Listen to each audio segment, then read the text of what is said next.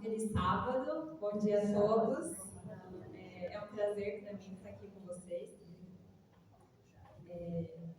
Como o Bira apresentou, eu sou natural de Curitiba, mas eu vim para cá fazer faculdade.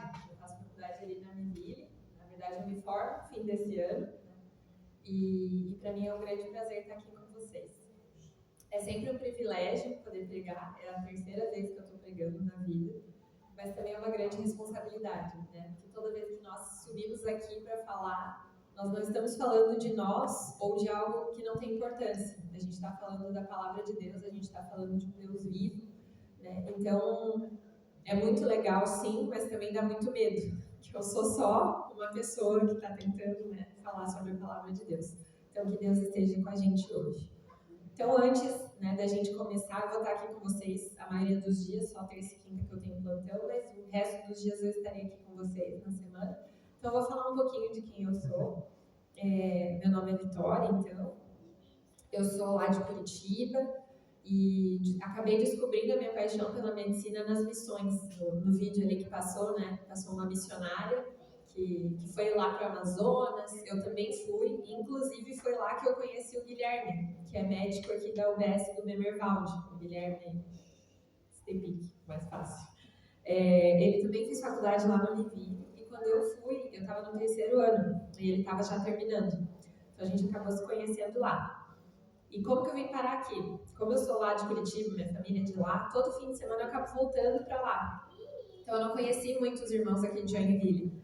No começo eu tentei me habituar, mas acreditem, o pessoal de Joinville é mais fechado do que o pessoal de Curitiba. E eu desisti. Aí eu continuei indo lá para Curitiba e acabei não conhecendo o pessoal. Mas o mundo é muito pequeno, né? E Deus sabe o que Ele faz. E a Dinan chamou o Guilherme para pregar. E o Guilherme, não, acho que para quem conhece sabe que ele é um pouco tímido, assim. E aí ele terceirizou a responsabilidade. Falou, eu conheço uma menina que foi na missão comigo, se você quiser conversar com ela. E eu aceitei, porque eu pedi a Deus, né? Eu gosto muito de falar. E é sempre mais fácil falar de uma coisa que a gente domina com segurança, mas eu falei, Deus, se esse é o seu desafio para mim, eu quero cumprir. Eu quero falar do Senhor. E cá estamos nós, né? Tentando falar sobre Jesus. Então, vou mostrar aqui a foto para vocês. A pregação de hoje, então, se chama Mordomos do Templo do Espírito Santo. Para onde que eu aponto para passar? Para cima? Para lá? Aí. Essa é a nossa foto lá na Amazonas. As flechas sou eu e o Guilherme. O Guilherme está lá atrás, o maior do grupo. E eu estou aqui na frente. A gente passou 15 dias vivendo nesse barco, servindo a comunidade ribeirinha lá do Amazonas. Então tá, pessoal. Pode passar mais um. Eu queria começar falando com vocês sobre como a ciência, hoje em dia, ela tem nos mostrado que os hábitos de vida, eles realmente fazem diferença e impactam as doenças, né? Antigamente não se sabia muito sobre isso, mas hoje cada dia mais a ciência tem mostrado, né, através de evidências, que a mudança nos hábitos de vida fazem diferença. Inclusive, uma coisa bem interessante é que na graduação eu tenho um professor que ele é, o Valdir, ele é alguma coisa importante do Bolshoi. E ele foi chamado para uma reunião para que Joinville se torne uma Blue Zone. Não sei se vocês já ouviram falar sobre as Blue Zones. Loma Linda, uma cidade nos Estados Unidos, onde tem a Universidade Adventista, é uma Blue Zone, considerada uma zona saudável da Terra, onde as pessoas têm uma expectativa maior, uma expectativa de vida maior do que as pessoas do resto dos outros ambientes que não têm hábitos saudáveis. Então ele foi chamado para uma reunião para transformar Joinville em uma Blue Zone. Mas enfim, ali à direita tem vários estudos que eu vou ir traduzindo e falando um pouquinho para vocês que mostram como realmente os hábitos de vida fazem diferença. Então lá em cima, o primeiro, está escrito a dieta no tratamento e na prevenção da hipertensão, da pressão alta, né? O segundo ali à direita, efeitos da atividade física e exercício na função cognitiva de pacientes com Alzheimer. Ali embaixo, mudanças na expressão genética prostática em homens que estão passando por um processo de nutrição intensiva e intervenção de estilo de vida. Ali o penúltimo, redução na incidência de diabetes tipo 2 através da intervenção no estilo de vida. E o último estudo ali embaixo, mudanças de estilo de vida e o perfil clínico da doença coronariana. Doença coronariana nada mais é do que infarto, e quando as nossas artérias ficam entupidas e causam, né, as consequências que a gente já conhece. Então, esses são alguns que eu trouxe, né, para mostrar que sim, a ciência tem descoberto que mudar o estilo de vida, fazer mais exercício, ter uma dieta saudável, isso faz diferença, isso trata doenças, isso muda desfechos, né? E pode passar de novo. Mas eu coloquei um X em cima disso. E por que eu coloquei um X? Porque, claro que é bom ter o apoio da evidência científica, mas ter bons hábitos é um dever que foi dado por Deus. Então, ainda que não houvesse nenhuma evidência científica, mesmo assim, nós somos chamados a ter bons hábitos de vida, porque isso é um mandamento, né? Não está nos 10 mandamentos, mas a gente vai ver por diversos textos bíblicos que Deus nos chamou para termos um estilo de vida, para termos um corpo, um templo do Espírito Santo que glorifica a Ele. Então, eu quero convidar vocês para fazermos uma oração antes da gente abrir a Bíblia, e aí a gente vai começar o sermão. Oremos. Querido Jesus, Senhor, muito obrigada por mais um sábado que estamos aqui na Tua presença. O Senhor tem nos chamado, Pai, para fazermos uma reforma na saúde, o que para nós é muito difícil, porque isso envolve lidar com hábitos, isso envolve muitas vezes sair da zona de conforto, aceitar coisas que não são tão fáceis. E antes de pregar para essas pessoas, esse sermão também é para mim. Eu também preciso melhorar os meus hábitos. E não é fácil nem ter a vontade de fazer isso. Então, Pai, pedimos que o Teu Santo Espírito esteja aqui conosco hoje, abra os nossos olhos, os nossos ouvidos, aquilo que o Senhor tem para nos dizer, e que a gente entenda que o Senhor é um Pai de amor e que tudo que o Senhor faz e fala é para o nosso bem. A despeito de mim, Senhor, me usa como instrumento para a Tua mensagem, e que todas as resistências que a gente possa ter relacionadas a essa mensagem possam ser tiradas pelo Teu poder. Amém. É isso que eu te peço e te agradeço em nome de Jesus. Amém. Amém. Então, convido vocês a abrirem comigo no livro de Lucas, capítulo 20, no versículo 9. Vocês vão ver que os textos que eu vou ler estão um pouquinho diferentes, que a minha Bíblia é na nova versão transformadora. Então, vai estar, às vezes, um pouquinho diferente, mas releve, tá? A mensagem é a mesma.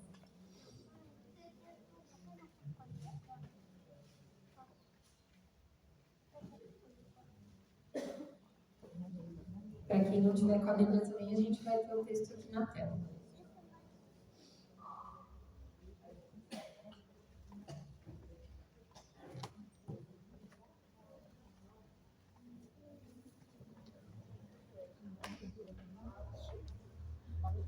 Vamos lá então. A parábola dos lavradores maus, versículo 9. Em seguida, Jesus se voltou para o povo e contou a seguinte parábola. Um homem plantou um vinhedo e o arrendou a alguns lavradores. Depois, ele partiu para um lugar distante, onde passou um longo tempo.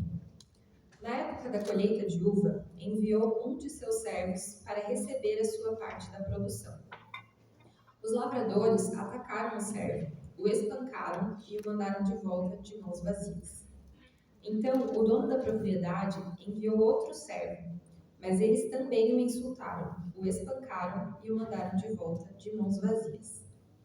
Enviou ainda um terceiro, e eles o feriram, o expulsaram do vinhedo. Que farei? Disse o dono do vinhedo. Já sei, enviarei o meu filho amado. Certamente eles o respeitarão. No entanto, quando os lavradores viram o filho, disseram uns aos outros: aí vem o herdeiro da propriedade. Vamos matá-lo e tomar posse da terra. Esse texto ele não está falando diretamente sobre o tema dessa semana, né? Mas segundo Timóteo, diz que toda a escritura é inspirada por Deus e útil para nos ensinar o que é verdadeiro e para nos fazer perceber o que não está em ordem na nossa vida. Então, essa parábola ela pode sim ser aplicada no contexto da saúde. Então, vamos recapitular um pouquinho do que a gente leu. O dono da terra ele decidiu arrendar a terra a lavradores e ele parte para uma longa viagem. Então, pensem comigo, ele tinha uma terra, a Bíblia diz que ele plantou a uva, mas que ele precisou viajar e que ele deixou essa terra aos cuidados de pessoas que estavam lá, de pessoas para quem ele ia arrendar, e partiu para uma longa viagem. Chegado o tempo da colheita, ele mandou um servo para ir até a terra e colher a parte que lhe cabia. Afinal, ele era o dono do terreno. Nada mudou. Ele estava viajando, ele arrendou esse terreno, mas ele continuava sendo o dono. Portanto, tudo que estava ali, embora estivesse emprestado, continuava sendo dele. Nada mais justo do que no tempo da colheita ele enviar uma pessoa para colher a parte que lhe cabia. Quando ele enviou, os arrendatários, ou seja, as pessoas que estavam emprestando a terra, eu acho que acabaram esquecendo que na verdade não era deles a terra. E o que eles fizeram com o servo que o Senhor mandou? Espancaram e mandaram de volta de mãos vazias. Não sendo suficiente, isso aconteceu mais 2 vezes. O Senhor mandou mais um servo, tentando pegar o que era seu na terra que era sua, e eles espancaram e mandaram esse servo embora. Por uma terceira vez, aconteceu a mesma coisa, até que ele resolveu mandar o seu filho. Então, essa parábola, na verdade, ela está falando sobre Jesus, né? Deus enviou profetas, Deus enviou várias pessoas para tentar alertar o povo dos caminhos que eles deveriam seguir, de quem eles deveriam aceitar como Salvador, até que não funcionou e ele resolveu enviar o seu filho. Então, talvez o meu filho vai ser diferente.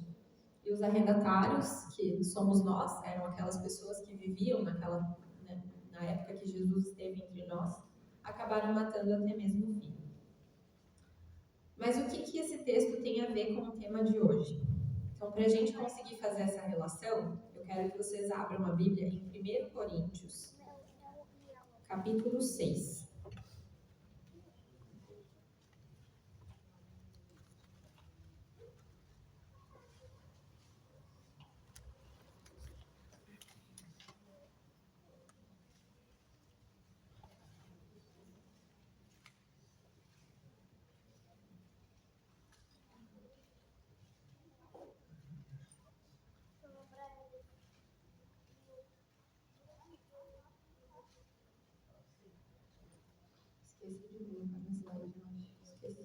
Vamos lá, então. 1 Coríntios 6, 19 e 20, a gente vai ler. No versículo 19 diz o seguinte: vocês não sabem que o seu corpo é o templo do Espírito Santo que habita em vocês e lhes foi dado por Deus? Vocês não pertencem a si mesmos, pois foram comprados por alto preço. Portanto, honrem a Deus com o seu corpo. Ou seja, o que esse verso está falando para a gente? O nosso corpo é o templo do Espírito Santo e ele nos foi dado por Deus. Ou seja, esse corpo que nós temos está arrendado para nós. Ele não é nosso, ele nos foi dado por Deus. Vocês não pertencem a si mesmos, pois foram comprados por alto preço. Portanto, honrem a Deus com o seu corpo. Vocês começam a entender mais ou menos a relação que eu estou tentando fazer da parábola do tema de hoje? Nós não somos de nós mesmos. O nosso corpo, o corpo que a gente usa nessa terra, enquanto a gente está aqui, ele não é nosso. De certa forma, nós estamos arrendando esse corpo. E Deus nos chama, através desse verso, a fazer o que com essa terra que a gente está arrendando? A honrar Ele. E como fazer isso? No mesmo capítulo, mais uns versos acima, 1 Coríntios 6, 13. Deixa eu ver para onde eu estou indo. Diz o seguinte: vocês, contudo, não podem dizer que nosso corpo foi feito para a imoralidade sexual. Ele, nosso corpo, foi feito para o Senhor. E o relacionamento que o Senhor tem conosco inclui o nosso corpo. Esse verso, quando eu li ele, realmente prestei atenção no que ele está querendo dizer, a mensagem foi muito forte. Porque ali em cima a gente leu que nós somos chamados para honrar o nosso corpo. E aqui a gente acabou de ler que o relacionamento que o Senhor tem conosco inclui o nosso corpo. Que verdade importante, porque se o nosso corpo faz parte do relacionamento que Deus tem conosco, o que significa ter um corpo que não é saudável? O que significa ter uma mente que não é saudável? O que significa ter uma saúde debilitada? Se o relacionamento que Deus tem comigo inclui o meu corpo. Significa que se o meu corpo, se a minha saúde, se a minha mente está de alguma forma debilitada, o meu relacionamento com Deus vai ser diretamente afetado. E eu acho que todos nós, querendo ou não, sabemos disso, né? Porque a nossa igreja, né, dentro das suas doutrinas, fala que nós não podemos, né, nos associar com álcool e nem com o tabaco. E o álcool, a Ellen White explica nos escritos dela, que ele mexe diretamente com o nosso lobo frontal, que também é a mesma parte do cérebro que a gente usa para se relacionar com Deus. Então, ele afeta diretamente o nosso relacionamento. Mas não é Ellen White, a Bíblia está falando que o nosso relacionamento com Deus inclui o nosso corpo. Ou seja, a forma com que você cuida do seu corpo, a forma com que você trata ele, seja na alimentação, seja nos hábitos de vida, seja na quantidade de sono que você tem ou que você deixa de ter, tudo isso impacta diretamente o seu relacionamento com Deus. Então é muito difícil a gente conseguir ter um relacionamento com Deus estável, bom, duradouro, íntimo, quando o nosso corpo não está apto para isso. Ele certamente, então, o nosso corpo certamente influenciará negativamente ou positivamente o nosso relacionamento com Deus. E ali em cima, a gente leu também que o nosso corpo não é nosso. Nós não pertencemos a nós mesmos. Portanto, não honrar e não cuidar do corpo não é só um descuido meu. É uma deturpação de algo que pertence a Deus. Então, isso passa a ser algo muito mais sério do que, eu não quero fazer exercício, eu não quero comer saudável. E é por isso que isso é um desafio tão grande. Porque quando eu deixo de fazer essas coisas, eu não deixo de fazer para mim. Eu deixo de honrar a Deus através do tempo do Espírito Santo. Em 1 Coríntios também, no capítulo 3, uma página atrás, mais ou menos, no versículo 17, diz o seguinte: se alguém destruir o santuário de Deus, Deus o destruirá, pois o santuário de Deus, que são vocês, é sagrado.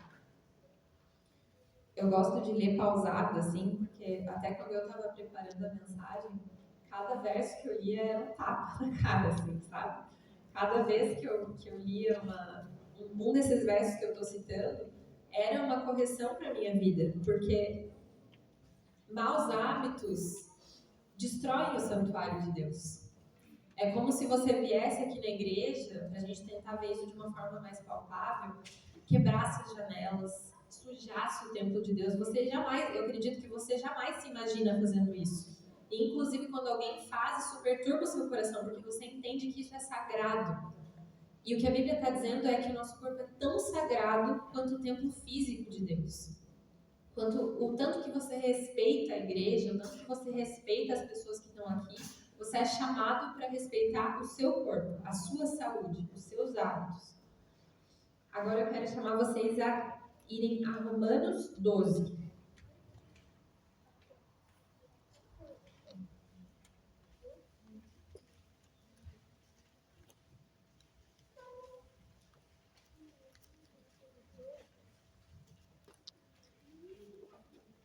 Romanos 12, a gente vai ler o versículo 1 e o versículo 2.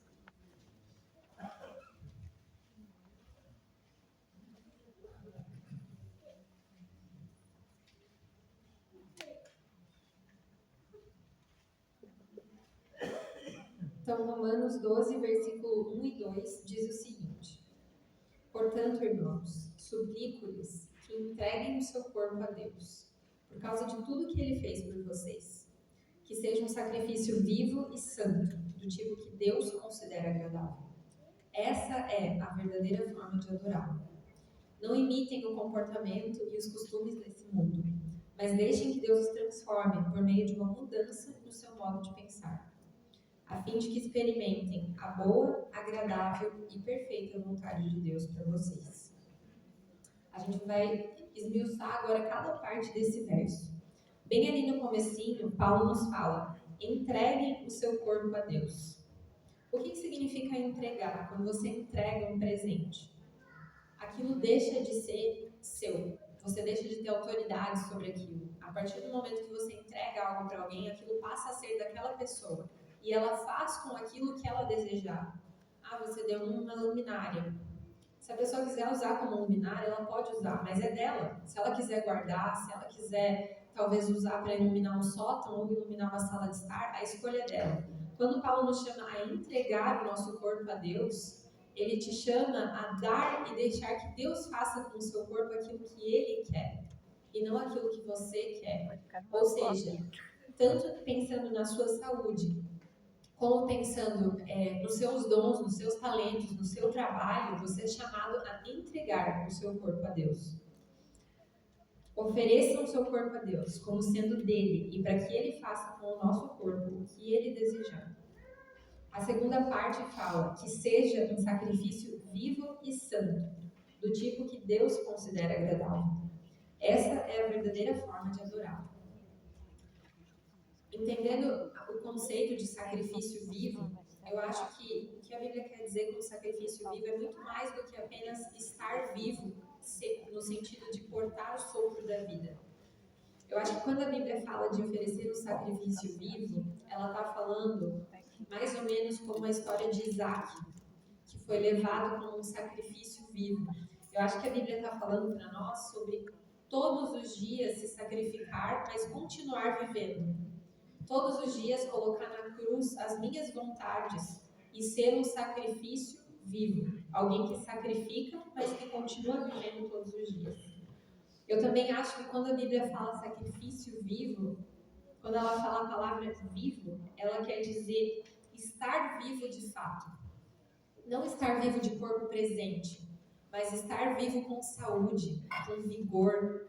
Tem uma coisa que agora que a gente está passando nos hospitais, eu e os meus amigos comentamos, que é que quando a gente passa nos leitos e visita os pacientes, de olhar no rosto do paciente, de ver o estado geral dele, a gente sabe quem é o paciente que vai evoluir mal. Não sabemos explicar por quê, mas na cara do paciente, na cor de pele, no jeito que ele está, assim, a pele quando você vai adoecendo, ela começa a ficar acinzentada. Então, às vezes, da forma que a gente entra no quarto e vê o paciente, a gente sabe que ele não vai evoluir bem. E eu acho que quando a Bíblia diz que Deus quer que a gente seja um sacrifício vivo, ele diz que as pessoas têm que olhar para a gente e ver vida de fato. Ver pessoas saudáveis, ver pessoas dispostas, ver pessoas com vigor. E o texto continua dizendo que nós temos que ser um sacrifício vivo e santo, do tipo que Deus considera agradável. Então, ser um sacrifício vivo e santo não é como eu penso que deve ser, mas é ser um sacrifício que Deus considera agradável. E a Bíblia diz que essa é a verdadeira forma de adorá-lo. Então, o que cabe a mim? O que cabe a mim depois que eu leio isso? Eu tenho que descobrir o que Deus considera agradável. Se eu quero ser um sacrifício vivo, se eu entendo que Deus é soberano e que Ele é o Senhor da minha vida, como eu posso adorá-lo? Como eu posso ser um sacrifício vivo? O texto continua dizendo: não imitem o comportamento e os costumes desse mundo. O mundo ele nos oferece múltiplos estilos de vida, né? Independente do trabalho que você faz, provavelmente o que você tem tentado fazer é otimizar o seu tempo, né? Trabalhar o maior tempo possível sem afetar os seus relacionamentos, sem afetar a sua família, mas ao mesmo tempo para ganhar dinheiro, para ter um sustento. Então o mundo nos confronta com um estilo de vida onde a gente tem que produzir mais, trabalhar mais, ter mais. Mas a Bíblia nos chama a não imitar o comportamento desse mundo. Se é isso que esse mundo está fazendo, então nós devemos fazer exatamente o contrário. O estilo de vida que o mundo nos oferece é focado no trabalho, buscando o sucesso pessoal. Mas o sucesso que nós temos que buscar é diante dos olhos de Deus. É que no fim, quando Jesus voltar, Ele diga que nos conhece. O mundo nos oferece múltiplos cardápios de opções, tipos de comida, saudável ou não saudável. Mas Você não foi chamado para gostar daquilo que o mundo gosta ou apreciar aquilo que as pessoas têm apreciado. Você foi chamado para agradar a Deus. E isso é muito difícil porque às vezes a gente quer prestar a Deus um culto onde eu quero agradar a Ele, mas eu também quero agradar a mim. E feliz ou infelizmente para alguns, assim como na história do jovem rico, Deus vai pedir de você que você entregue muitas vezes aquilo que você não quer entregar. E muitas vezes isso são os nossos hábitos, porque é muito difícil construir hábitos saudáveis, é muito difícil. E muitas vezes, né, até conversando com a família do Cauê ontem, a gente estava falando sobre como várias doenças podem ser transformadas, a evolução delas, por mudanças de hábito de vida. Mas é muito mais fácil quando alguém me dá um remédio, quando eu preciso tomar uma pílula, do que quando eu efetivamente preciso sair da minha casa, quando eu preciso mudar as compras que eu tenho no mercado, quando eu preciso gastar um pouco mais no orçamento porque eu vou ter que pagar uma academia ou porque eu vou ter que comprar coisas que são de melhor qualidade. Só que quando você investe nessas coisas, você não está investindo no seu corpo, você está investindo no templo do Espírito Santo. E Paulo termina esse verso dizendo: mas deixem que Deus os transforme por meio de uma mudança em seu modo de pensar. Ou seja, a transformação, ela não é uma coisa que vem de nós. Ela não é natural para o nosso espírito e para a nossa carne. Querer ser diferente, querer agradar a Deus, querer ser um sacrifício vivo, querer ter bons hábitos de saúde, isso não é natural a nós. Infelizmente, nós não buscamos essas coisas de forma natural. Mas a Bíblia diz: deixem que Deus transforme. Ou seja, através dessa semana, você tem uma oportunidade de deixar que Deus transforme a sua mente. Não é natural, não é fácil, mas quando você permite, Deus efetivamente pode fazer uma mudança. Eu gosto de pensar que Deus é um cavalheiro, que Ele nunca vai fazer nada que você não queira ou que você não permita. Então, essa semana é um momento de falar a Deus: Deus, eu permito que você faça uma mudança na minha mente. Porque é quando Deus muda a nossa mente que a Bíblia diz que a gente experimenta a boa, perfeita e agradável vontade de Deus.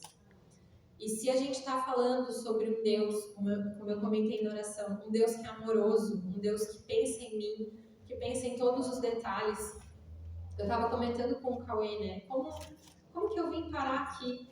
Como que hoje eu estou aqui na igreja do Bemervalde, em Joinville, longe da minha casa, e eu falo: Deus, quando eu olho para trás, eu vejo a tua mão em todas as coisas.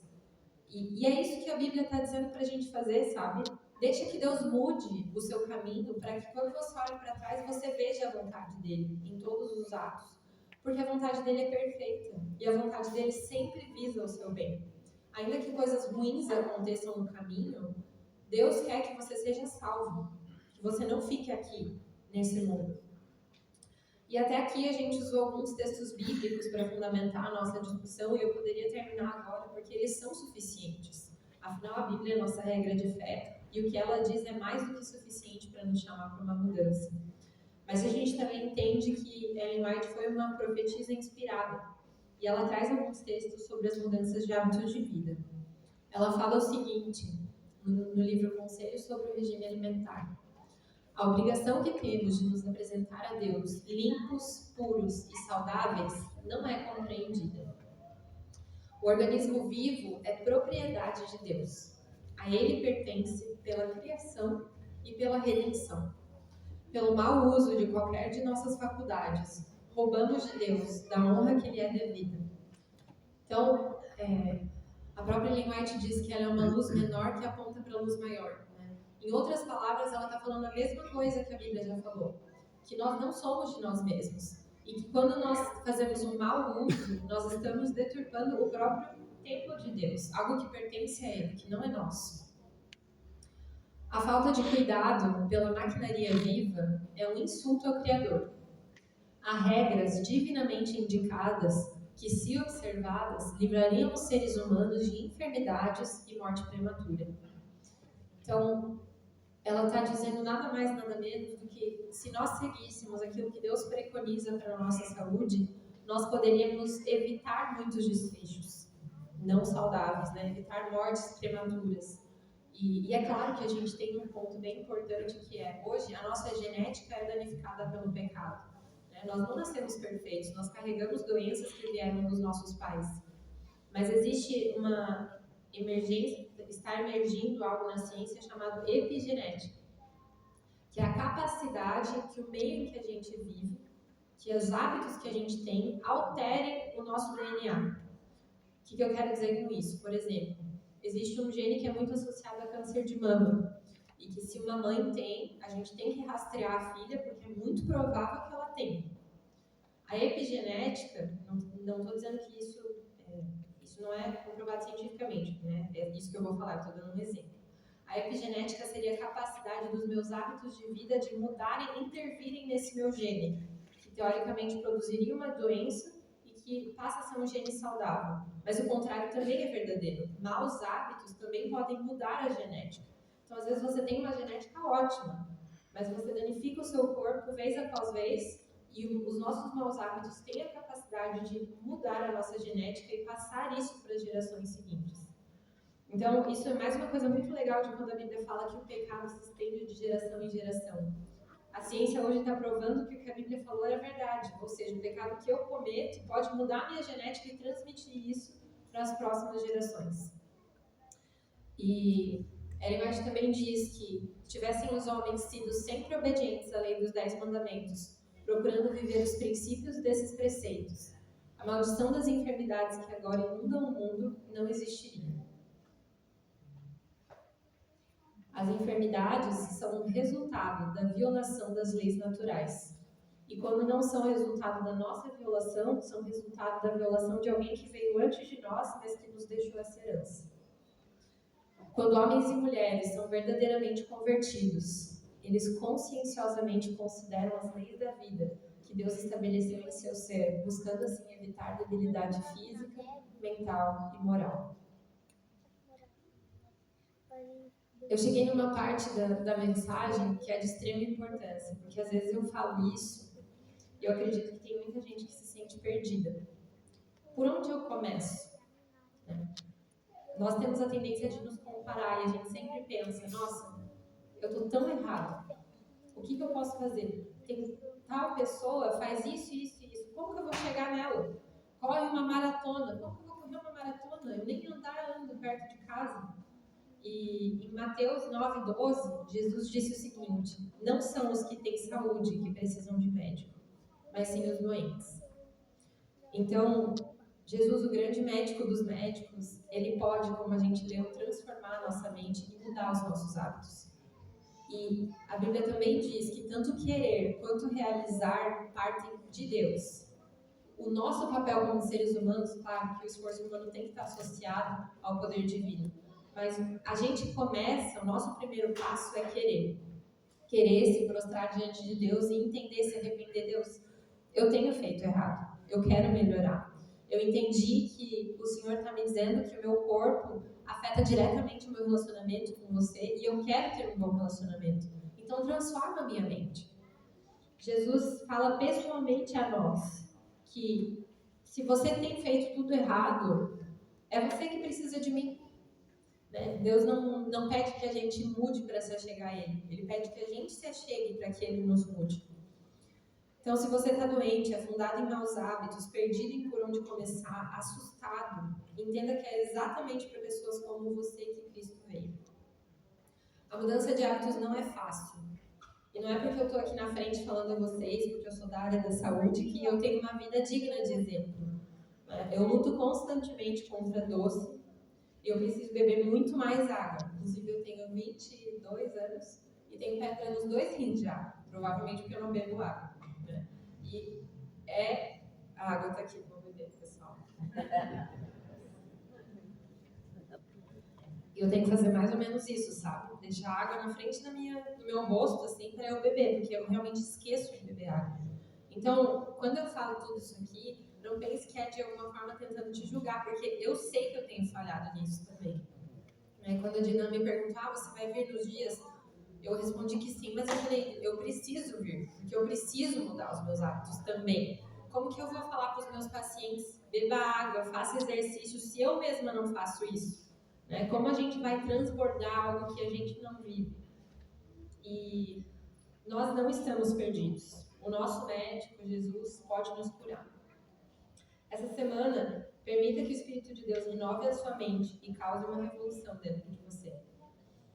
Aproveita os servos que o dono do terreno vai te mandar essa semana. A gente vai ter várias pessoas que vão vir falar aqui. Vamos ter uma nutricionista que vai participar das nossas palestras. Nós vamos ter um quiroprata, vamos ter um pessoal da igreja aqui que vai falar para nós. Todos esses são servos que o dono da terra está mandando para te instruir na tua caminhada dos bons hábitos. Então aproveite esses momentos. Ore a Deus pedindo a renovação da sua mente, a transformação, a vontade que você não tem. E lembre-se, em todo esse processo, que Deus não nos deu espírito de covardia, mas sim de coragem. E que nós podemos todas as coisas por meio daquele que nos fortalece. Por último, mas não menos importante, eu coloquei ali no cantinho, Romanos 14:3, que fala o seguinte: o que come, não despreze o que não come. E o que não come, não julgue o que come, porque Deus o recebeu por seu. Então, lembrem-se nesse caminho de que nós não fomos chamados para julgar. Se alguém não começou, ou se alguém não dá atenção a essa mensagem, esse trabalho não é seu. Você não é advogado de Jesus, de Deus, da mensagem. Você é testemunha. Mude os seus hábitos, pense no seu caminho.